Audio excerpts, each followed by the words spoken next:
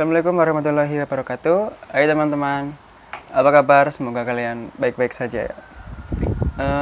Di video kali ini kita akan membahas tentang iman dan pengaruhnya dalam kehidupan. Anggota kami beranggotakan Syahrial Rifki Nur Fauzi. Yang kedua ada Sinta Ade Setiandira dan saya sendiri Riki Wahyu Kurniawan. Yang pertama ada pengertian dan rukun iman yang akan dijelaskan oleh rekan saya yaitu Syahrial Rifki. Dan pengaruhnya dalam kehidupan. A. Pengertian. Dalam bahasa Arab, iman berarti pengetahuan atau knowledge, percaya atau belief, dan yakin tanpa bayan keraguan, to be convinced beyond the last shadow of doubt.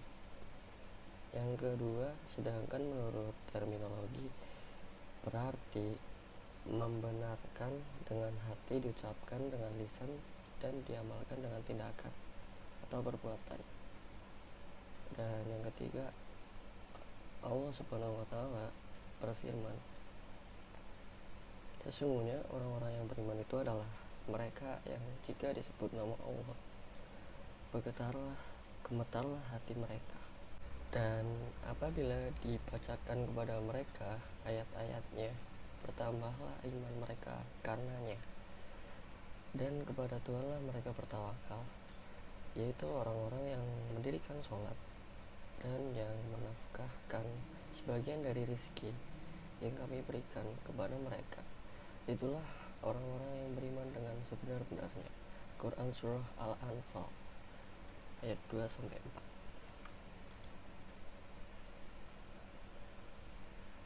Kemudian di sini rukun iman ada 6, diantaranya adalah 1. Iman kepada Allah. Iman menurut bahasa berarti meyakini atau kepercayaan, berarti keyakinan atau kepercayaan. Sedangkan menurut istilah berarti kepercayaan tentang adanya Allah, sekaligus membenarkan apa saja datang dari Allah dengan cara meyakini dalam hati, menyatakan dengan lisan, dan membuktikan dengan amal nyata. Iman kepada Allah Subhanahu wa Ta'ala berarti meyakini dalam hati sifat-sifat kesempurnaan Allah yang maha suci. Dari sifat-sifat kekurangan ditunjukkan dengan lisan dan dilaksanakan dengan amal perbuatan. Allah Zat yang maha mutlak itu menurut ajaran Islam adalah Tuhan yang Maha Esa. Segala sesuatu mengenai Tuhan disebut dengan ketuhanan. Ketuhanan yang Maha Esa menjadi dasar negara Republik Indonesia. Iman seseorang kepada Allah ada 3 macam, yaitu A. Iman istidlali adalah mempercayai keesaan Allah Subhanahu wa Ta'ala dengan cara taklidi atau mengikuti keterangan ulam tanpa mengerti dalil atau pembuktian. Iman seperti ini rawan berubah akibat ulah orang-orang yang berusaha merusaknya. Lalu ada B. Iman tahqiqi adalah kemantapan hati pada keesaan Allah Subhanahu wa Ta'ala yang jika ditentang atau diusik oleh siapapun maka tak berubah sedikit pun. Lalu ada C. Iman istidlali adalah iman yang disertai bukti dari makhluk yang ada di ini membuktikan adanya yang mencipta suatu bangunan, menunjukkan adanya yang membangun. Putaran unta menunjukkan akan adanya unta karena keberadaan sesuatu atau akibat tanpa sebab adanya sebab. Adanya pencipta adalah suatu yang tidak masuk akal atau muhal. Lalu 2. Iman kepada malaikat Allah. Malaikat adalah makhluk yang hidup di alam gaib dan senantiasa beribadah kepada Allah Subhanahu wa Ta'ala. Malaikat sama sekali tidak memiliki keistimewaan rububiyah dan uluhiyah sedikit pun. Diciptakan dari cahaya dan diberikan kekuatan untuk menaati dan melaksanakan perintah dengan sempurna. Rasulullah SAW pernah bersabda, "Hulikotil malaikati min nur wahulikol jannu min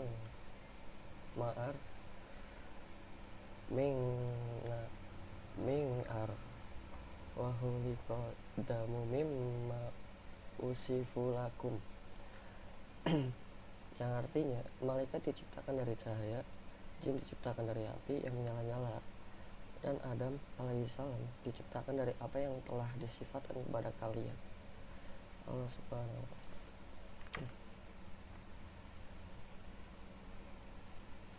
Lalu ketiga ada iman kepada kitab Allah.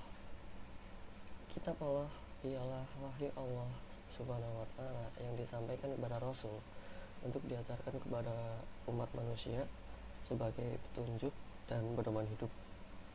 Tujuan Allah menurunkan kitab-kitab itu agar digunakan sebagai pedoman hidup bagi seluruh manusia menuju jalan hidup yang benar dan diridhoinya.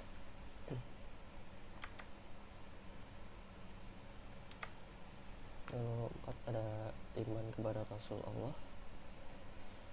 Beriman kepada Rasul-Rasul Allah maksudnya adalah membenarkan dan meyakini dengan sepenuh hati bahwa Allah telah mengutus pada tiap-tiap umat Allah Ta'ala, selalu mengutus seorang Rasul atau Nabi kepada setiap umat sebagai pembawa peringatan kepada kaumnya, baik dengan membawa syariat khusus atau dengan membawa syariat sebelumnya yang diperbarui.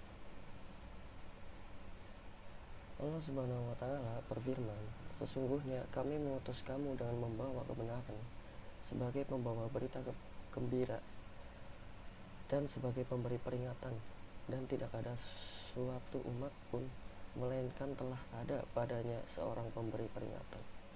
Quran Surah Fatir ayat 24. Rukun iman yang kelima, iman kepada hari akhir. Orang Muslim meyakini bahwa dunia ini mempunyai saat terakhir di mana dunia ini akan berhenti pada masanya. Kemudian akan datang kehidupan kedua yang tidak mempunyai penghabisan atau bersifat abadi, yaitu hari lain di dunia akhirat. Pada hari tersebut, Allah Subhanahu wa Ta'ala membangkitkan semua makhluk hidup, mengumpulkan mereka semua kepadanya untuk dihisab. Orang-orang baik akan dibalas dengan kenikmatan abadi di surga, dan orang jahat akan dibalas dengan siksa yang menghinakan di neraka. Rukun iman yang keenam, iman kepada qada dan qadar. Qada merupakan keputusan yang sudah ada sebelum adanya dunia, sedangkan qadar adalah keputusan Allah setelah manusia dilahirkan. Qada bersifat lebih dulu keberadaannya, sedangkan qadar bersifat baru atau kemudian. Alasan diperlukannya iman, yang pertama yaitu kehidupan akan membaik. Hal ini sesuai dengan firman Allah, yaitu barang siapa yang mengerjakan amal soleh, baik laki-laki maupun perempuan dalam keadaan beriman, maka sesungguhnya akan kami berikan kepadanya kehidupan yang lebih baik. Dan sesungguhnya akan kami berikan balasan pada mereka dengan pahala yang lebih baik dari apa yang telah mereka kerjakan. Yang kedua, aman dari kesesatan di dunia dan dari kecelakaan di akhirat. Hal ini sesuai dengan firman Allah, yaitu, maka jika datang kepadamu petunjuk daripadaku, lalu barang siapa yang mengikuti petunjukku, ia tidak akan sesat dan ia tidak akan celaka. Pengaruh iman terhadap kehidupan manusia. Terhadap sebuah hadis yang diriwayatkan oleh Imam Ibnu Malik, yang disebutkan dalam kitabnya Al-Muwatta atau Sunan Imam An-Nasai, tentang iman mendasari pelaksanaan ibadah, dan sebaliknya ibadah tidak bernilai jika tidak dilandasi dengan iman. Nabi Muhammad SAW pernah bersabda, ada 3 hal yang jika terdapat pada diri seseorang, maka orang itu akan menemukan kelezatan iman. Yaitu yang pertama, jika seseorang mencintai Allah dan Rasul-Nya melebihi makhluk lainnya. Yang kedua, jika seseorang mencintai seseorang karena Allah. Yang ketiga, jika seseorang membenci kekufuran seperti ia membenci neraka. Jadi, iman memiliki pengaruh signifikan dalam meluruskan kepribadian seseorang dan membersihkan dirinya dari kecenderungan pada kebejatan atau kekejian. Pengaruh iman terhadap kehidupan manusia antara lain yang pertama, iman melenyapkan kepercayaan kepada kekuasaan benda. Yang kedua, iman menanam semangat berani menghadapi maut. Yang ketiga, iman menanam sikap self-help dalam kehidupan. Yang keempat, iman memberikan ketentraman jiwa. Yang kelima, iman mewujudkan kehidupan yang baik. Yang keenam, iman melahirkan sikap ikhlas dan konsekuen. Yang ketujuh, iman memberikan keberuntungan. Dan yang terakhir, iman mencegah penyakit. Hubungan iman dengan Islam. Menurut Al-Quran, iman bukan semata-mata suatu keyakinan akan benarnya ajaran yang diberikan, melainkan iman itu sebenarnya menerima suatu ajaran sebagai landasan untuk melakukan suatu perbuatan. Al-Quran dengan tegas memegang teguh pengertian seperti ini, karena menurut Al-Quran, walaupun setan dan malaikat itu sama-sama adanya, namun beriman kepada malaikat disebut sebagai bagian dari rukun iman, sedangkan terhadap setan, orang diharuskan mengkafirkannya. Dalam Quran Surat Al-Baqarah ayat 256 disebutkan tidak ada paksaan untuk memasuki agama Islam. Sesungguhnya telah jelas jalan yang benar daripada jalan yang sesat. Karena itu, barang siapa yang ingkar kepada Tauhid dan beriman kepada Allah, maka sesungguhnya ia telah berpegang kepada bahul tali yang amat kuat, yang tidak akan putus. Dan Allah Maha Mendengar lagi Maha Mengetahui.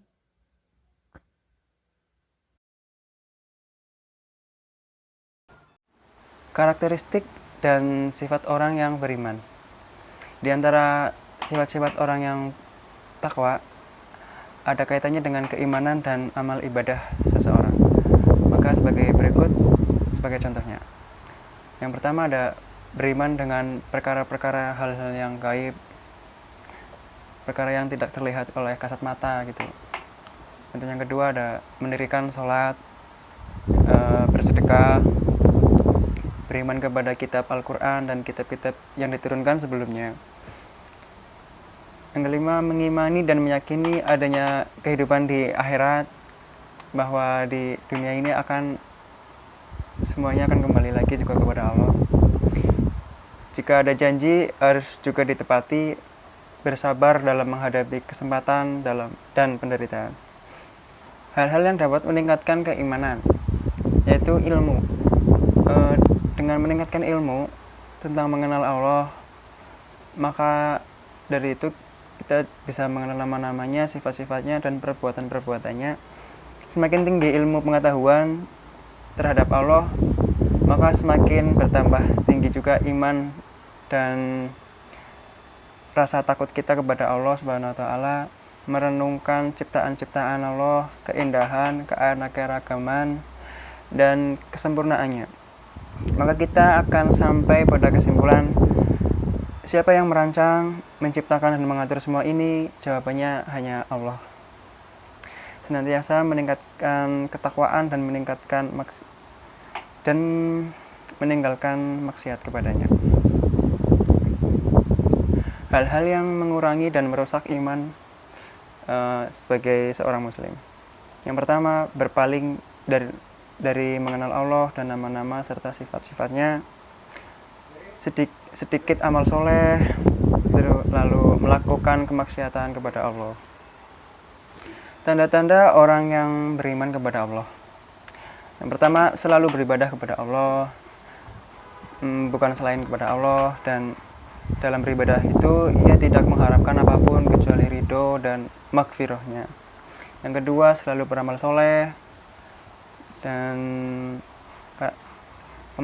memakmurkan bumi, karena ia sadar bahwa kehadirannya di muka bumi ini adalah sebagai hamba Allah dan khalifah, yang harusnya kita sebagai manusia harus berakhlak yang karimah. Yang ketiga, menjaga martabat dirinya agar tidak terjerumus ke dalam lembah kenistaan. Batinnya selalu tenang karena kualitas spiritualnya telah penuh terisi dengan keyakinan kepada Allah, Tuhan yang Maha Esa.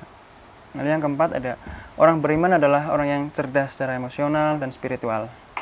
Sebab baginya hidup itu penuh makna, bukan kosong atau hambar belaka. Seseorang yang beriman selalu bersikap yang humanis, tetapi seorang humanis belum tentu juga beriman. Kesimpulan dan saran. Kesimpulannya, iman kepada Allah adalah membenarkan dengan hati bahwa Allah itu benar-benar ada dengan segala sifat, keagungan, dan kesempurnaannya. Kemudian pengakuan itu diikrarkan dengan lisan serta dibuktikan dengan amal perbuatan secara nyata dalam kehidupan sehari-harinya.